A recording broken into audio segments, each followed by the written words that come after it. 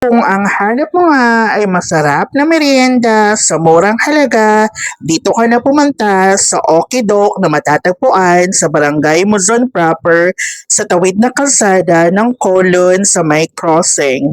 Ang una kong kinain ay aking ham sandwich. This is only for 40 pesos. Sulit naman siya.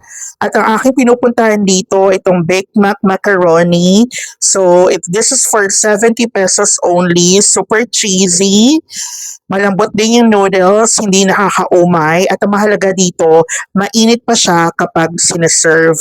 Next ay yung creamy carbonara. This is only for 70 pesos din. Super creamy nito. Alam nyo, high school pa lang ako favorite ko na to dito sa Okidok. By the way, super tagal na nito ha. Third year high school ako, nandito na to. Kaya tried and tested na masarap.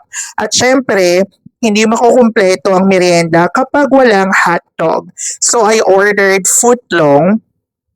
So, pwede siyang pahati sa dalawa para hindi mahirap kainin. At syempre, hindi makukumpleto ang iyong okidok experience kapag hindi ka umorder ng chicharap.